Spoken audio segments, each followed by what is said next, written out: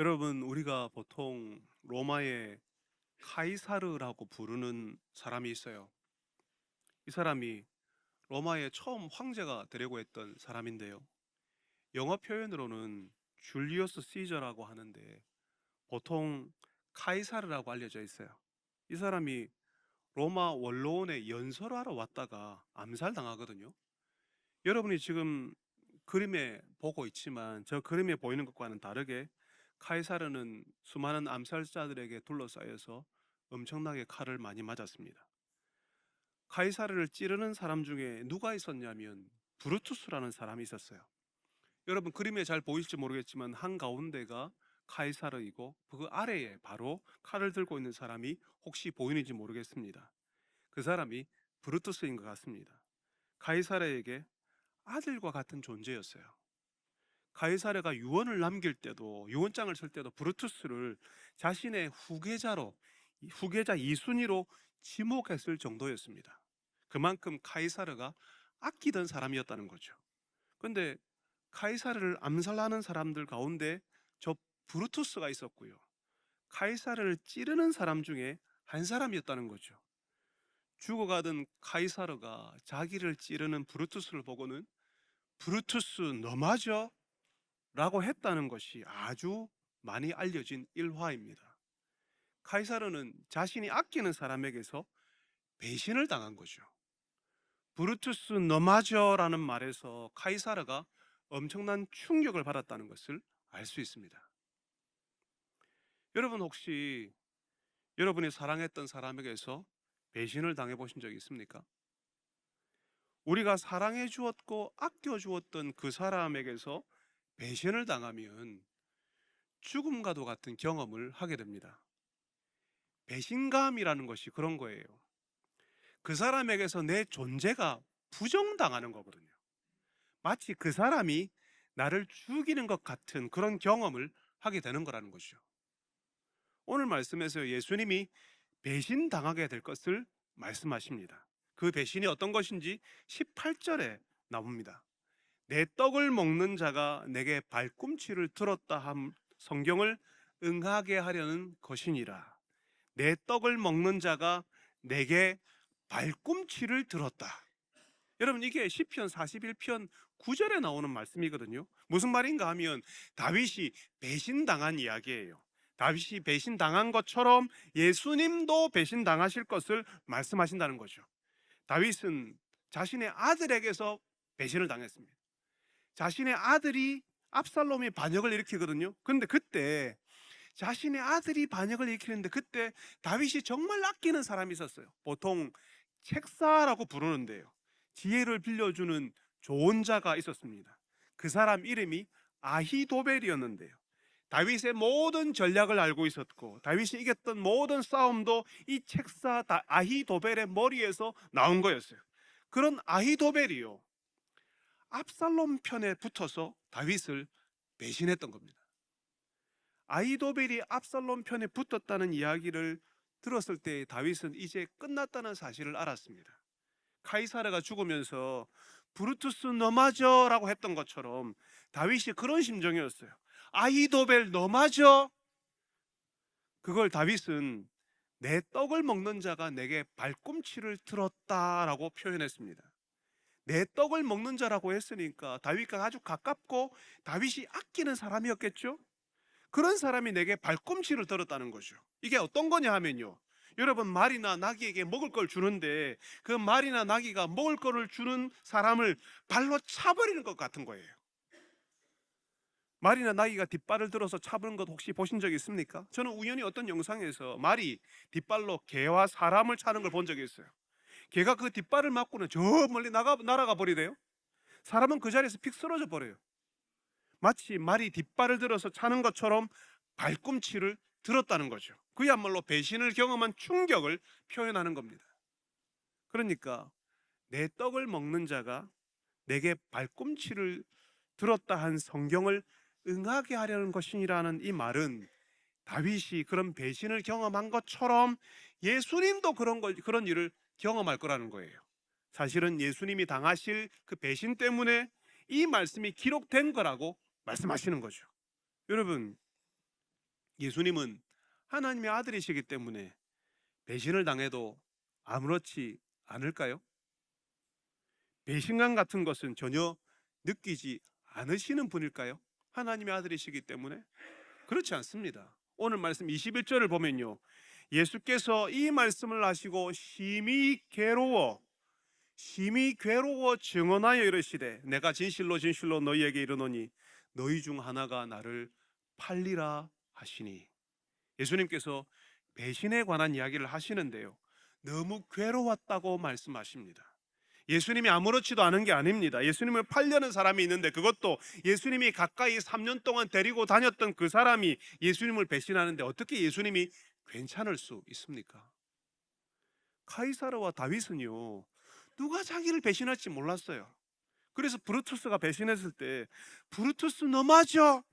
이렇게 할 정도로 충격을 받았어요. 다윗도 마찬가지죠. 아이도벨이 자기 편인 줄 알았어요. 자신의 모든 것을 알고 있는 사람이었거든요. 이 아이도벨이 압살롬 편에 섰다는 소식을 들었을 때 모든 것이 무너지는 것 같은 충격을 받았던 겁니다. 그 사람이 그럴 줄 몰랐거든요. 그런데 예수님은요, 누가 예수님 배신할지 알고 있었어요. 여러분, 누가 배신할지 알고 있으면 마음의 고통이 덜합니까? 마음의 준비를 하고 있으니까 괜찮습니까? 그렇지 않습니다. 여러분은 여러분을 배신할 만한 사람과 같이 있을 수 있습니까? 저 사람이 나를 버릴 거야, 내게 등을 돌리고 내 뒤통수를 칠 사람이야, 그 사람의 발을 종처럼 씻길 수 있습니까? 그 사람에게 여러분의 모든 것을 가르쳐주고 말해주고 보여주고 그렇게 할 수 있습니까? 예수님께서는 유다에게 기회를 주셨어요. 오늘 말씀 끝까지를 보면요, 예수님께서는 제자들에게 유다가 나를 팔 거라고, 저놈이라고 그렇게 말씀하지 않았습니다. 끝까지 유다에게 기회를 주세요. 3년 동안 데리고 다니면서 모든 것을 보여주고 가르쳐주고 종처럼 발을 씻겨주는데, 다시 돌아올 기회를 주는데 유다는 예수님께 돌아오지 않는 거죠. 예수님께 돌아올 기미를 보여주지 않는 거죠. 그런 제자를 바라보는 것이, 그렇게 완고하게 버티고 있는 그런 사람을 바라보는 것이 예수님에게는 고통이라는 겁니다. 여러분들이 섬겨도 돌아오지 않은 남편을 보면서, 여러분이 섬겨도 돌아오지 않은 여러분의 자녀들 보면서 고통스럽지 않습니까? 예수님이 그런 고통을 경험하는 겁니다. 놀라운 것은요, 오늘 말씀을 보면 예수님께서 유다에게 떡 한 조각을 건네실 때에 유다는 예수님 팔아버릴 결심을 했다는 겁니다. 같이 밥 먹는 자리에서 여러분이 음식을 집어서 누군가에게 주면 그 사람은 여러분에게 어떤 사람일까요? 미운 사람. 미운 놈 떡 하나 더 준다고. 그거 아니에요. 여러분들이 같이 밥 먹는 자리에서 여러분이 음식을 집어서 직접 여러분에게 음식을 건네주는 사람이면 그 사람은 어떤 사람일까요?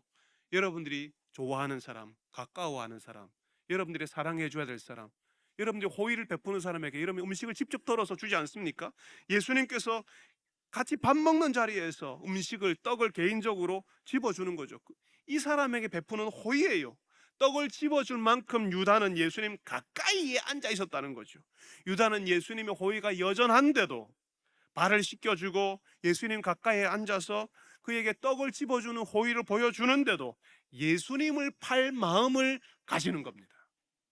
그것을 오늘 말씀 27절에는 사탄이 유다의 마음속으로 들어갔다, 사탄이 그 속으로 들어갔다, 이렇게 표현합니다.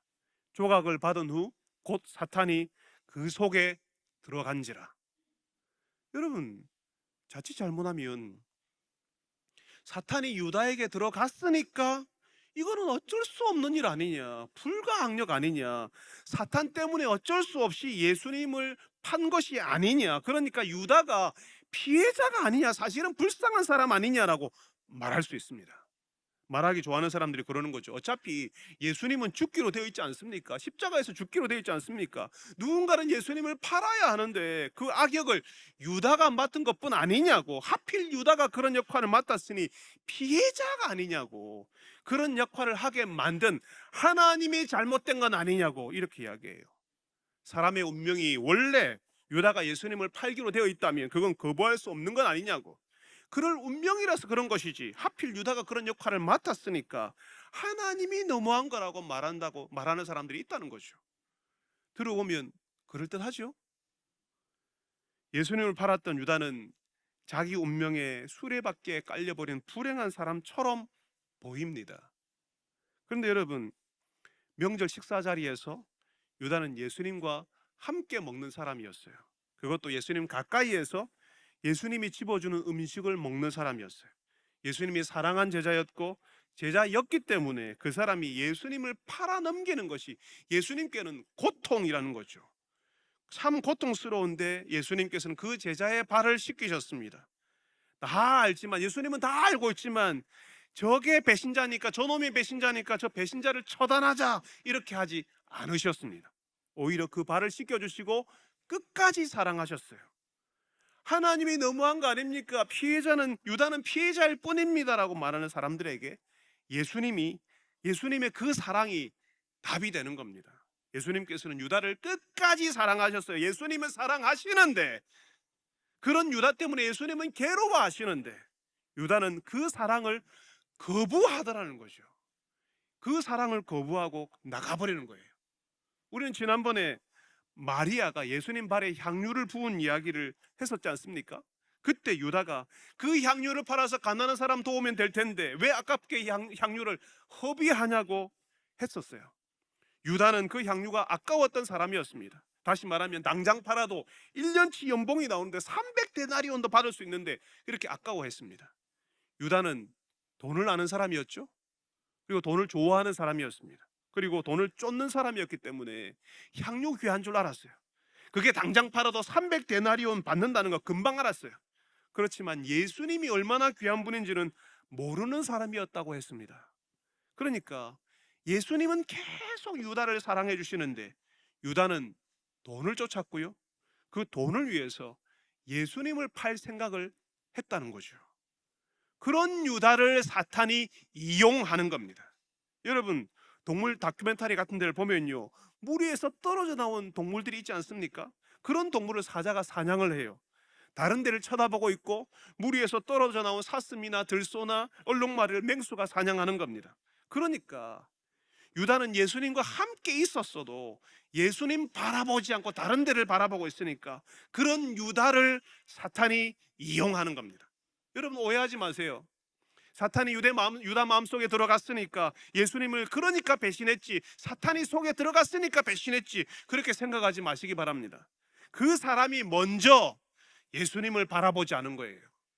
같이 있었어도, 오래 함께 있었어도 관심이 없었던 거예요. 그렇게 예수님을 거절하는 사람을 사탄이 이용하는 것뿐이라고요. 예수님은 끝까지 사랑하시는데 사람이 그 사랑을 완강히 거부하는 거라고요.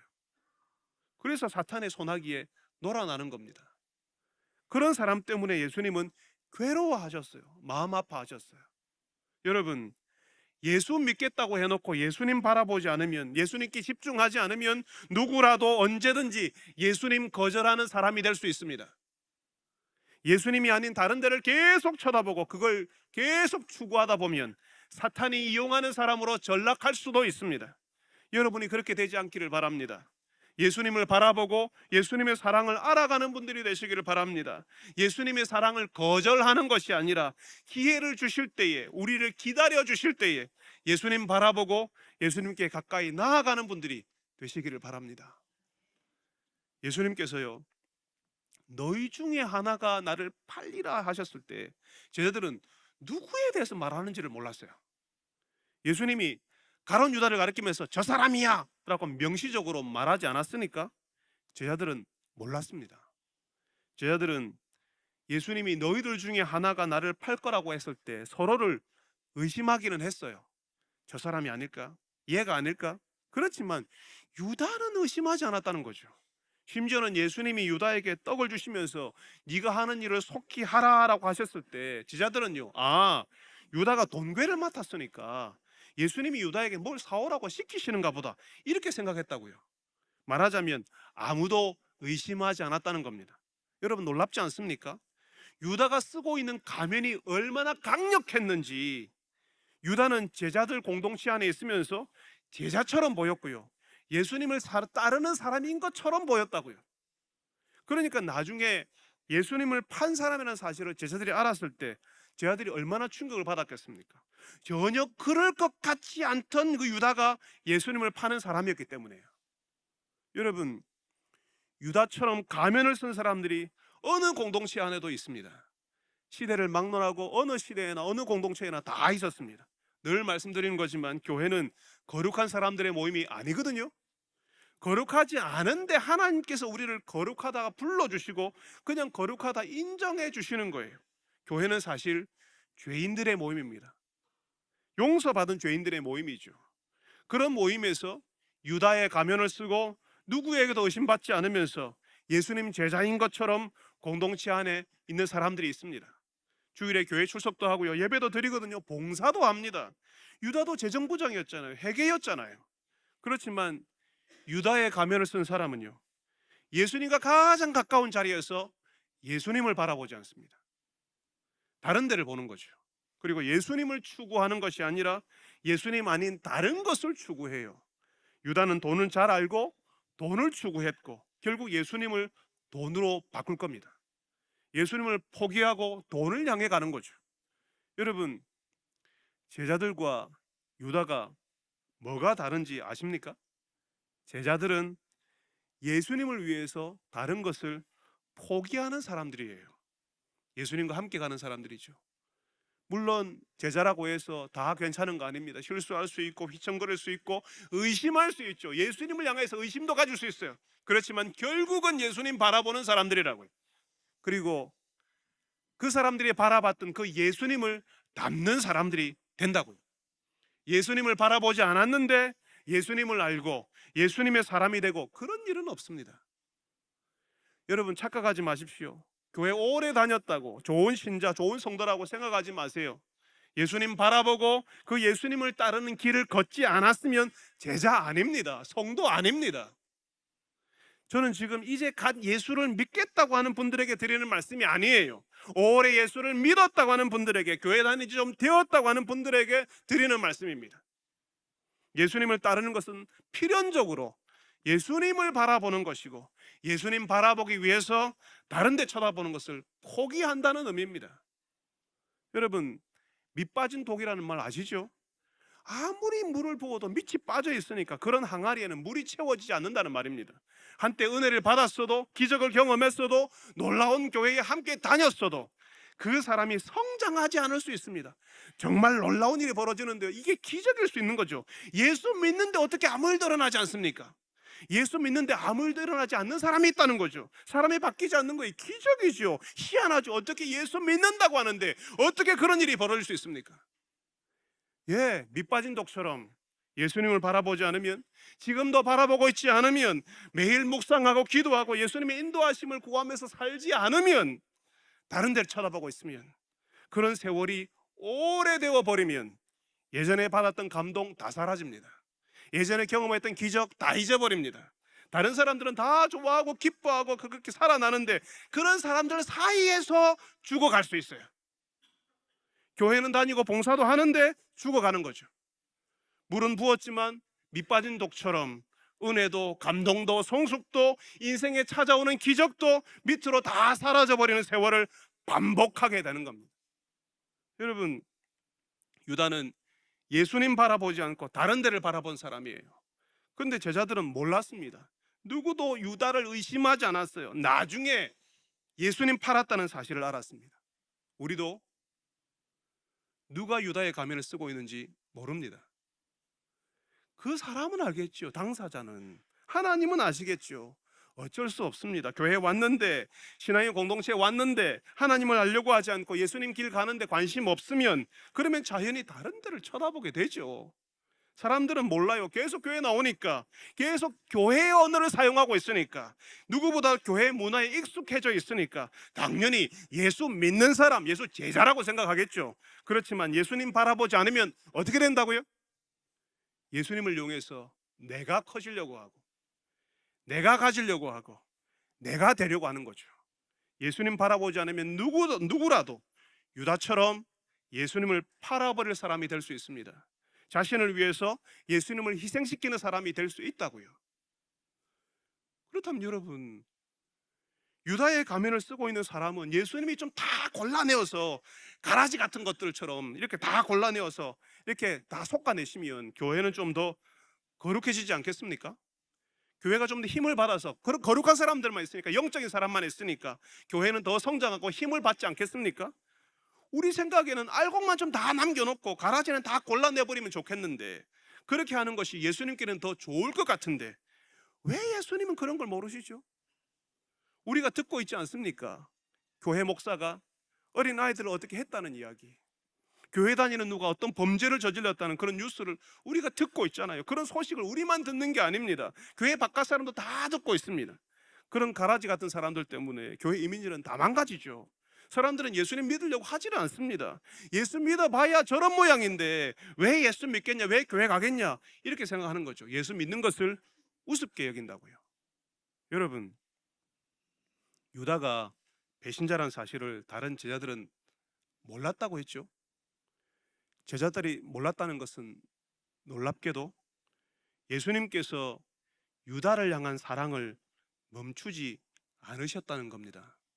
유다를 예수님 가까이 있게 하셨고, 제자들에게 베푸시는 은혜를 유다에게도 부어주셨다는 말이에요.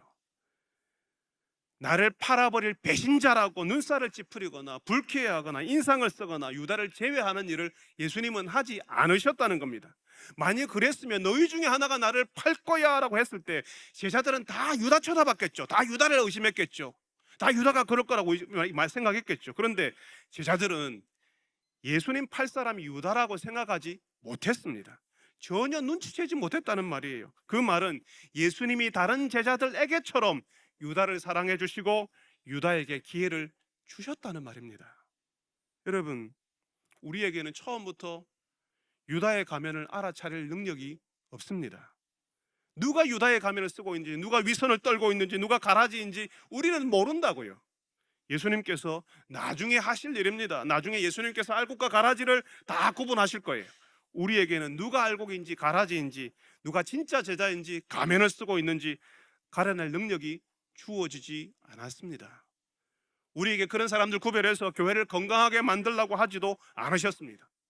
예수님이 우리에게 가르쳐 주시는 것은, 우리에게 알려주신 것은, 내가 너희 발을 씻었으니 너희도 발을 씻어주는 것이 옳으니라 하신 것처럼 섬겨주고 사랑해 주는 거예요. 우리가 할 수 없는 것을 하려고 하지 말고 우리가 할 수 있는 것을 하려고 해야 돼요. 예수님이 하라고 하신 것을 해야 한다고요. 어쩌면 여러분, 우리가 사랑해도 우리 안에서 예수 믿는 척 가면을 쓰고 그 가면을 절대로 내려놓지 않는 사람들이 있을 겁니다. 우리가 사랑해 주었지만, 하나님께 기도하고 또 기도했지만 예수님을 떠나가는 사람들이 우리 안에 있을 겁니다. 여러분, 손양원 목사님 이야기를 아마 아실 텐데요. 손양원 목사님은 아들 둘을 여순 반란 사건 때 이루셨어요. 좌익사상에 물든 학생들에게 죽임을 당했는데요. 나중에 여순 반란 사건이 진압이 되고 나서 그 아들 둘을 죽인 사람이 누구인지를 알게 됐습니다. 안재선이라는 사람이었죠. 손양원 목사님에게는 원수였습니다. 근데 소 목사님이 안재선을 용서한다고 하셨어요. 자신의 아들 둘을 죽인 사람입니다.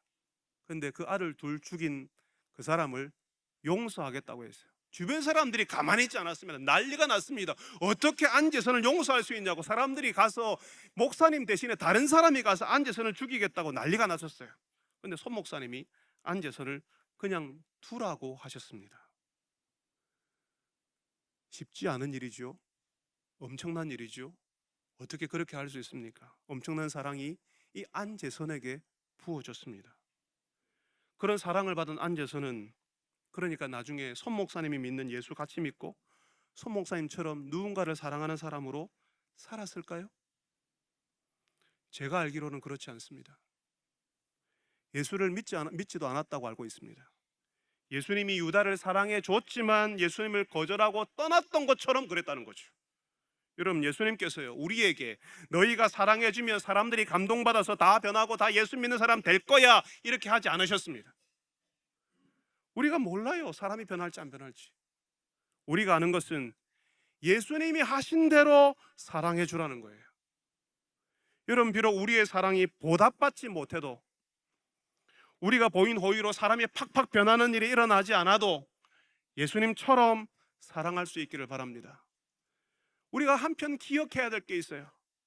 예수님을 파는 사람은 예수님 모르는 사람이 아니에요. 예수님 모르는 사람이 예수님 팔지 않아요. 예수님을 안다고 하는 사람이 예수님을 팔아요. 아는데 정말 알지는 못하는 사람들이 예수님을 팝니다. 사람들은 우리들은 예수 믿네, 교회 다니네 하겠지만, 우리가 예수님 바라보지 않으면, 예수님 바라보지 않는 세월이 오래되면 우리도 모르게 가면을 쓰고 위선의 사람이 될 수 있다는 사실을 기억해야 됩니다. 아직 예수님이 우리에게 기회를 주실 때, 우리를 향해서 여전히 빛을 비추는 것을 멈추지 않으실 때 예수님 바라보고 예수님께로 돌아와야 합니다. 오랫동안 말씀이 들리지 않았다면, 예배에 집중할 수 없었다면, 온갖 다른 생각으로 여러분의 마음이 가득 차 있다면, 그게 오래되었다면, 그래서 예수님께 나오는 것이 재미없고 지겨워졌다면, 여러분 당장 무릎 꿇고 예수님께 기도해야 됩니다. 예수님께 기도하십시오. 가면을 벗고 위선을 내려놓고 예수님 말씀을 듣게 해달라고, 예수님 말씀이 들리게 해달라고 기도하시길 바랍니다. 예수님께서 기뻐하실 겁니다. 여러분의 영혼을 만지고 고쳐주실 겁니다. 여러분, 이제 유다는요, 예수님을 떠나요. 오늘 말씀 30절을 보면요, 유다가 그 조각을 받고 곧 나가니 밤이러라. 여러분, 이 구절이 굉장히 의도적인데요, 유다는 예수님의 사랑을 받았지만 그냥 끝까지 예수님을 떠납니다. 예수님은 유다를 사랑했지만 유다는 그 사랑을 거절하고 떠나는 거죠. 그리고 밖으로 나갔는데 밤이라고 하잖아요. 여러분, 이게 이 밤이라는 것이 시간을 알려주는 말일 수도 있습니다. 그런데 요한복음에서는요, 계속 빛과 어둠을 대비시키고 예수님이 빛이라고 말했어요. 요한복음의 특징이 그거예요. 빛이 왔으되 사람들이 알지 못했고 어둠에 계속 있었다, 이렇게 이야기합니다. 유다는 빛이신 예수님을 떠나서 어디로 간다고요? 밤, 어둠 속으로요. 유다가 그 조각을 받고 곧 즉시 나갔다고 되어 있어요. 이미 예수님으로부터 마음이 떠났고요, 예수님을 팔 마음을 가졌으니까요. 예수님의 공동체 안에 있는 게 너무 불편한 거예요. 여러분, 그런 사람들 보신 적이 없습니까? 재미가 없어요. 사람들은 교회 다니는 것이 막 즐겁고 흥분하고 좋아하는데요, 예수님께 관심이 없는 사람들은 교회 오는 게 재미가 하나도 없습니다. 뭐라고 하냐면 무슨 재미로 사냐고 이야기해요. 돈이 생기는 게 재밌고 돈을 추구하는 것이 재밌지, 예수님의 공동체에 머무는 것은 재미없어요. 다른 사람들은 막 웃고 떠드는데 이상하게 그게 하나도 재밌지가 않아요. 즐겁지 않습니다. 같이 있지만 함께 있는 그 자리가 어색하고 불편해서요, 빨리 나오고 싶은 거예요. 유다가 그랬습니다. 그래서 예수님이 네가 할 일을 하라고 하셨을 때 그냥 즉시 나와버리는 거죠. 유다가 어떤 상태인지를 드러나는 겁니다. 유다가 밖으로 나가는데 그때가 밤이었다는 거죠. 굉장히 의도적인 거라고 말씀드렸죠. 예수님께서 유다에게 기회를 주시지만 유다는 예수님을 거절하고 밤으로, 어둠 속으로 들어가는 거죠. 예수님 바라보지 않으니까 다른 것이 더 커 보이고요, 그게 더 괜찮아 보여요. 그래서 그쪽으로, 어둠 속으로 들어가는 겁니다. 종종 말씀드리는데요, 만약 예수님이 내 앞에 계신다면, 예수님의 말씀을 내가 직접 듣는다면, 예수님이 하신 일을 내 눈으로 본다면 나는 그러면 당장 예수님 믿을 수 있지. 그런데 나에게 그렇게 하지 않으시니까 내가 안 믿는 거야 라고 말하는 분들이 계세요. 그렇지만 여러분, 유다를 보십시오. 예수님과 가까이 있었고 예수님의 말씀을 직접 들었고 예수님이 하시는 모든 일을 보았던데, 심지어는 예수님이 종처럼 발을 씻겨주시는데 다 거절하고 어둠 속으로 들어갑니다. 지금도 예수님의 말씀을 들으려고 하지 않고 좀처럼 예수님께 엎드리지 않는데 예수님이 눈앞에 나타나시면 믿어지실 거라고요? 우리가 얼마나 완악하고 고집스러운 사람인지를 모르는 겁니다. 우리가 얼마나 죄인인지, 우리가 얼마나 하나님께 오기를 싫어하는 사람인지를 모르는 거예요. 유다는 예수님과 가까이 있었지만 스스로 자기가 원하는 것을 얻기 위해서 예수님을 팔아버립니다. 예수님을 돈하고 바꾸는 거죠. 그렇게 하기 위해서 떠난 유다의 상태를 오늘 말씀 30절은 밤이라고 표현하는 거예요. 예수님을 떠난 상태, 예수님이 없는 상태라는 말입니다. 여러분, 유다가 깊은 어둠 속으로 그 밤으로 들어갔는데요, 유다의 마지막은 어떻게 됐을까요? 어둠 속으로 들어간 그 사람의 마지막이 최후가 어땠을까요? 자기가 바꾼 돈으로 노후를 평안하게 잘 살았을까요? 깊은 어둠이 있는 상태는요, 길이 없고 의미가 없고 목적이 없는 상태라고 말씀을 드린 적이 있습니다. 그런 밤에는 방황할 수밖에 없고 길을 찾을 수 없고 헤매일 수밖에 없는 거죠. 유다는 예수님을 팔았지만 그렇게 한 것을 후회했답니다. 마태복음에는 그 돈을 다시 돌려준 것으로 나옵니다. 그리고는 스스로 목숨을 끊었어요. 다윗을 배신했던 아히도벨 이야기를 설교를 시작할 때 하지 않았습니까? 놀랍게도 그 아히도벨도 결국에는 스스로 목숨을 끊었어요. 카이사를 배신했던 브루투스도 나중에 스스로 목숨을 끊었습니다. 아마 이 세 사람 다 자신이 했던 선택에 책임을 지려고 했던 것 같아요. 우리 시대 많은 사람들이, 연예인이나 명망 있는 정치인들이 사람들을 실망시켰을 때, 뭔가 실망스러운 일을 했을 때 스스로 책임을 지겠다고 스스로 생명을 끊는 일이 종종 있습니다.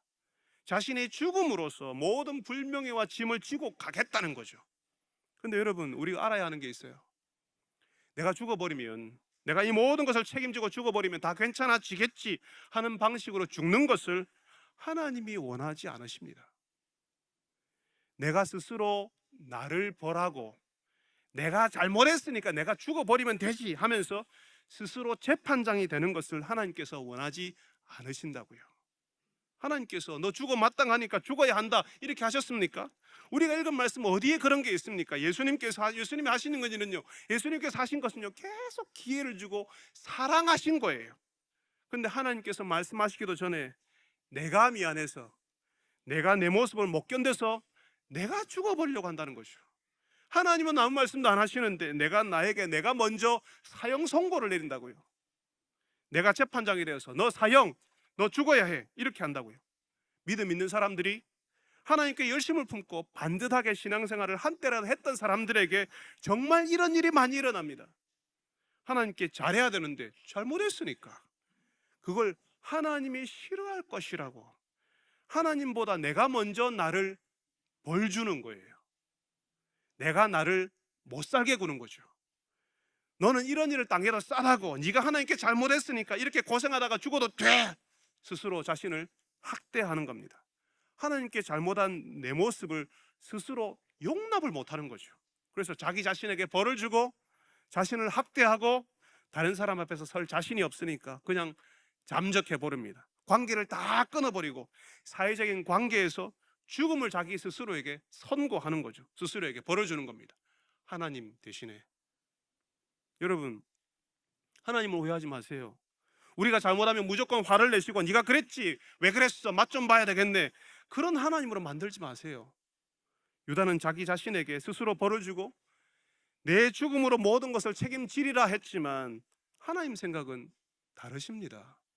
하나님은 우리가 살기를 원하세요. 우리를 살리기 원하세요. 우리가 하나님을 거역하는 그 순간에도 하나님을 의지하고 하나님께로 돌아오기를 원하세요. 근데 우리가 한 짓이 있으니까, 그게 너무 크게 보이니까 안 돌아오는 거죠. 하나님께 염치 없다고 느끼니까 그냥 안 돌아와요. 숨어버리고 내가 그냥 죽어버리지, 그냥 아무것도 안 하고 폐인처럼 잊혀진 존재로 살지, 이렇게 해버리는 겁니다. 유다는 예수님 판 것을 후회하고 스스로 자신에게 벌을 주었지만, 그래서 스스로 목숨을 끊었지만 그거 하나님이 원하시는 거 아닙니다.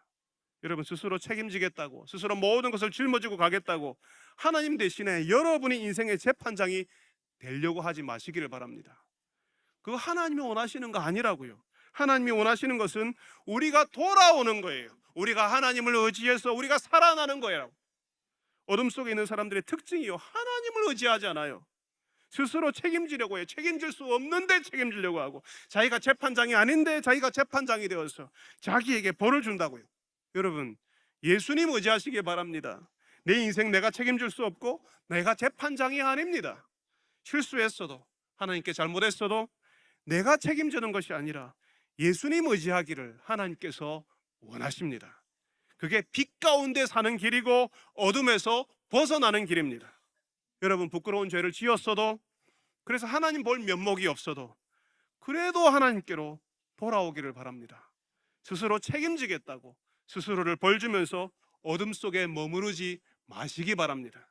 우리를 용서하시고 사랑하시는 예수님 의지해서 용서받은 기쁨, 사랑받는 기쁨 누리시는 여러분들이 다 되시기를 바랍니다. 거룩하신 아버지 하나님,